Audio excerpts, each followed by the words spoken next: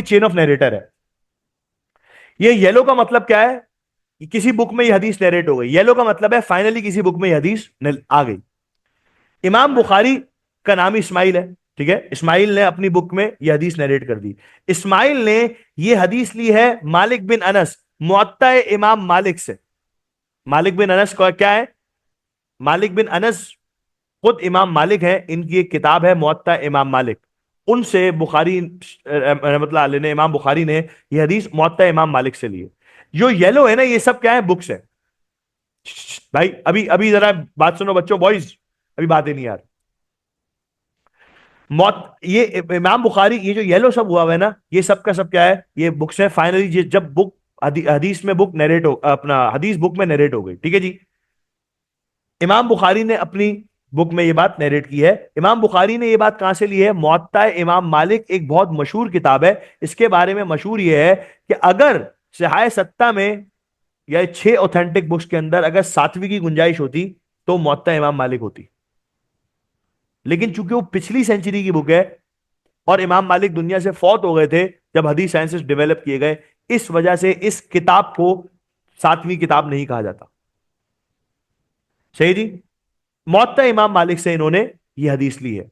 इमाम मालिक ने यह हदीस अपने टीचर अबू अल जिनाद से सुनी। अबू अल जिनाद ने अपने टीचर अल एराज से सुनी। अल एराज ने अपने टीचर अबू हुरैरा रज़ी अल्लाह तआला अन्हु से सुनी। और अबू हुरैरा रज़ी अल्लाह तआला अन्हु ने अपने टीचर मोहम्मद सल्लल्लाहु अलैहि वसल्लम से एक हदीस सुनी। तो ये पूरी चेन ऑफ नरेटर यहां पे आकर कंप्लीट हो गई।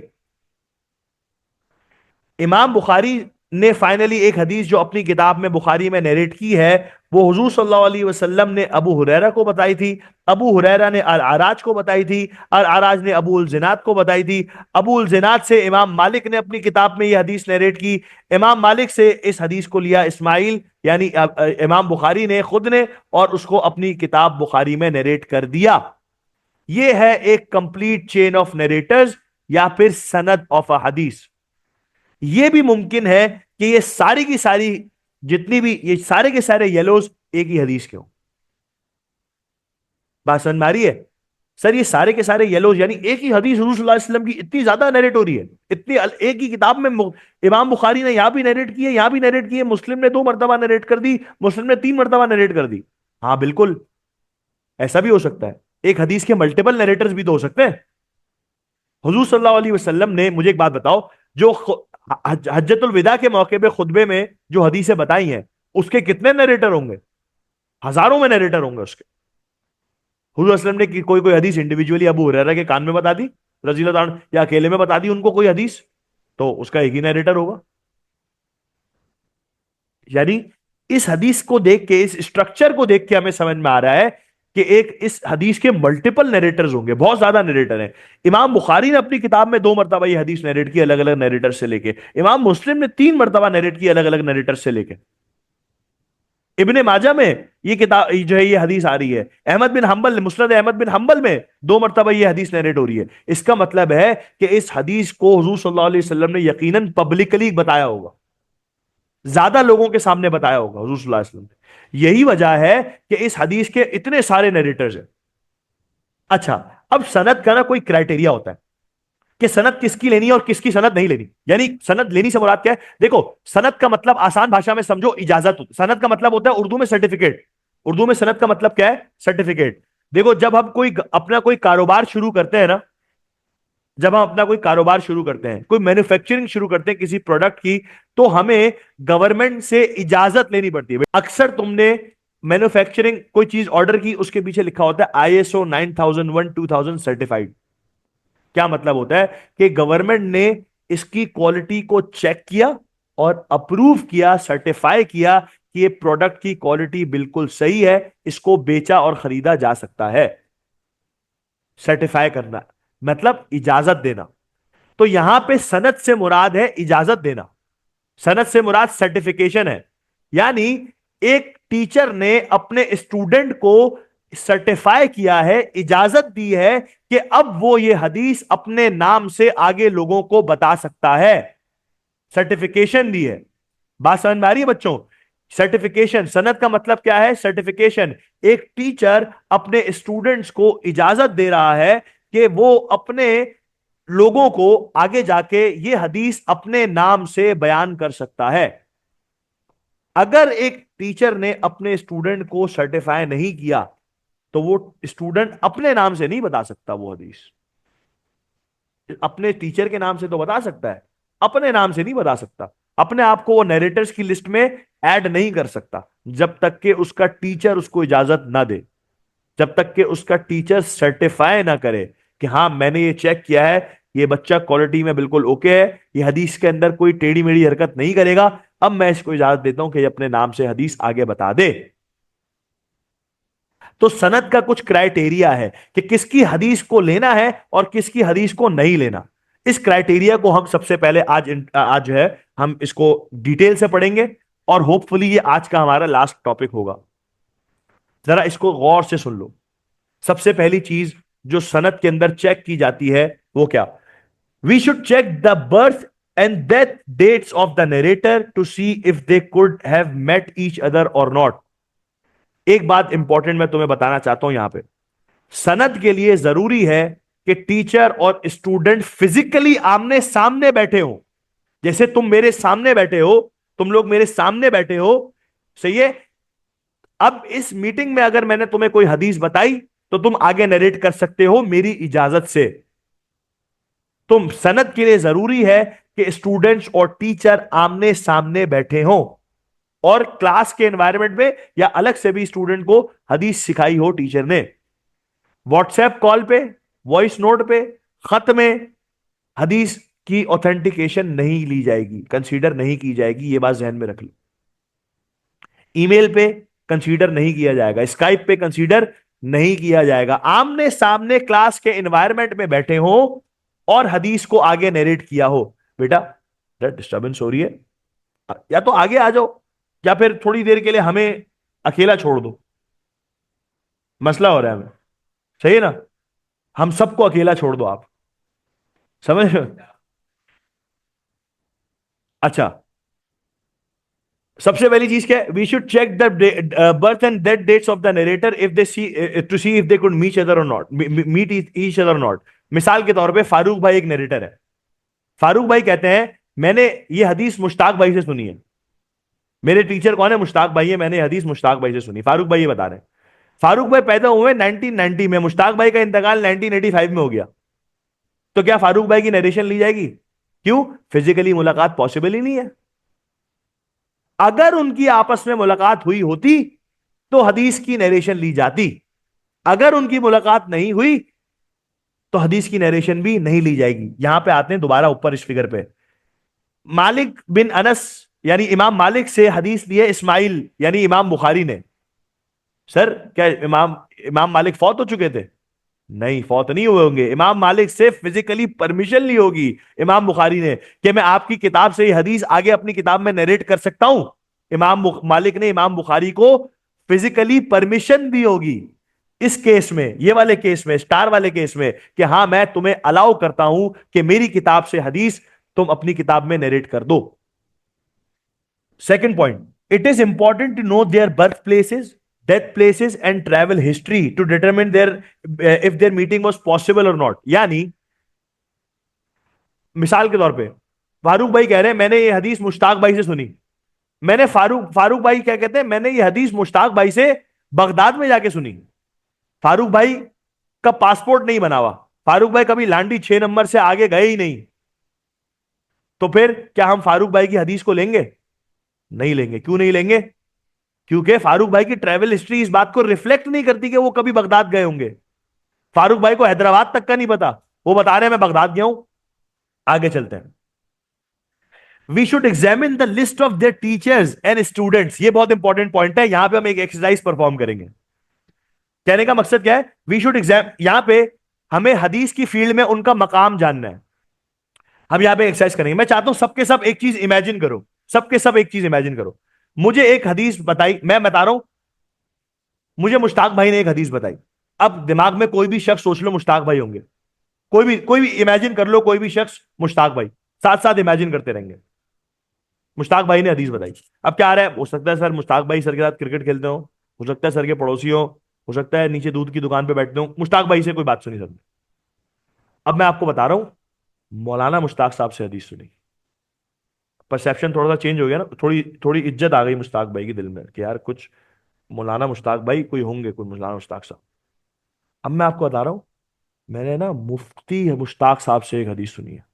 तो बोले यार सर, सर थोड़ा सीरियस हो जाते हैं, मामला सीरियस हो गया है। अब मैं बोला नहीं नहीं भाई, शेखुल हदीस हजरत मौलाना मुफ्ती मुश्ताक साहब दामद बरकातुहुमुल आलिया से मैंने हदीस सुनी। तुम बोलो सर ऊंची फ्लाइट लग रही है। तुम क्या बोलो सर ऊंची फ्लाइट लग रही है। अब मेरा परसेप्शन मुश्ताक भाई के बारे में चेंज हो गया। अब मुश्ताक भाई नहीं है, वो हजरत मुश्ताक साहब हो चुके हैं मेरी नजर में। ऐसे ही है।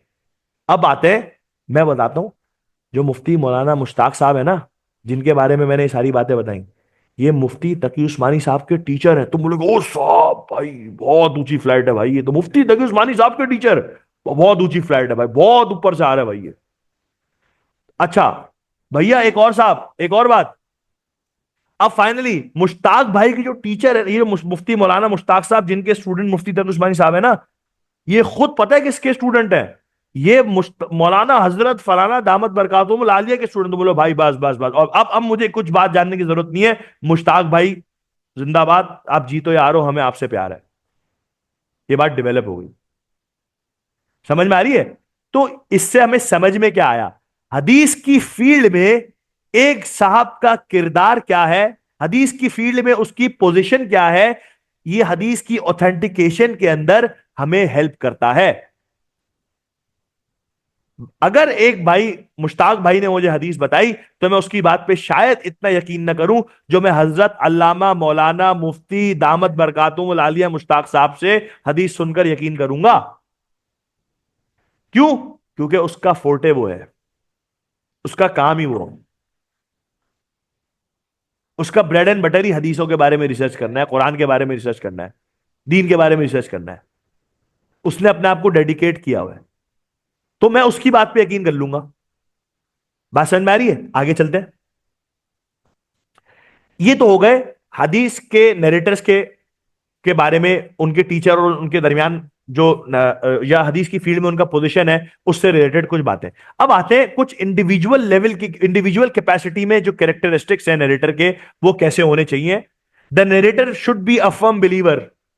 नरेटर इस्लाम का पक्का मानने वाला हो, प्रैक्टिसिंग मुस्लिम हो, यानी प्रैक्टिसिंग मुस्लिम हो, सिर्फ जो है ना उस टोपीबाज मुसलमान ना हो, वाकई दीन पर अमल करने वाला मुसलमान हो।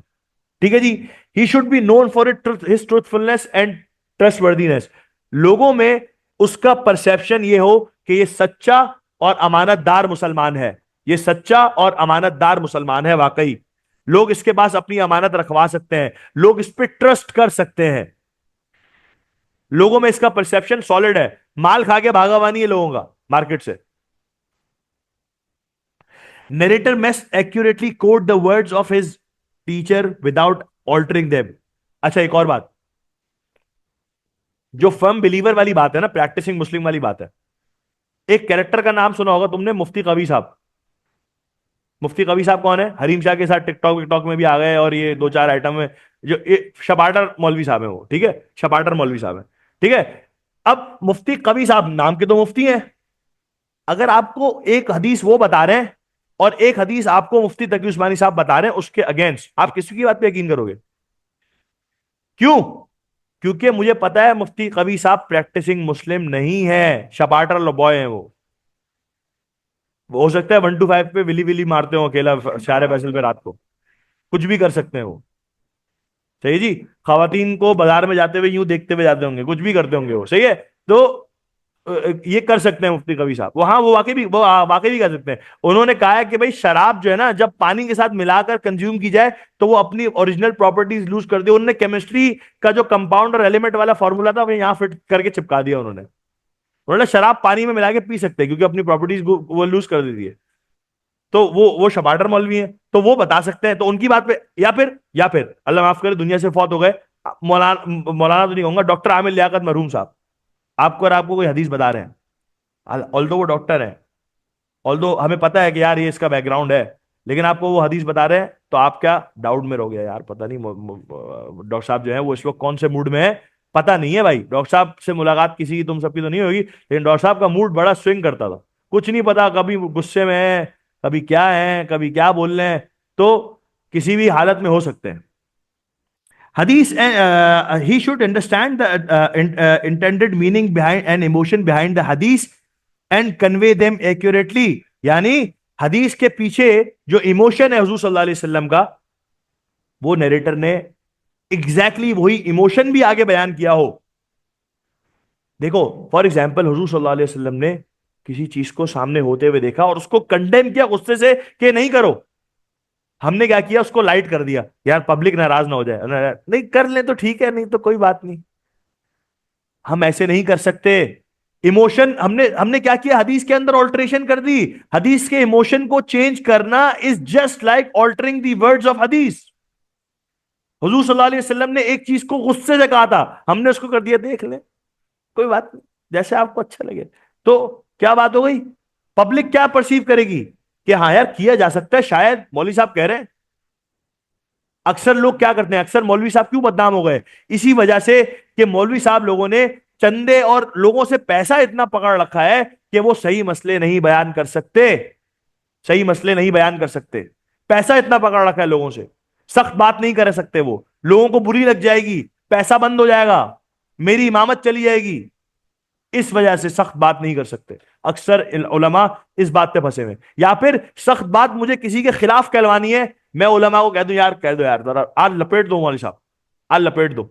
पंजाब में तुम लोग नहीं ट्रैवल किया, मैंने ट्रैवल किया बहुत, पंजाब में भी, इंटीरियर सिंध में भी, जुम्मे में मस्जिद के अंदर, मस्जिद टू मस्जिद लाउड स्पीकर में फड्डे चल रहे होते हैं।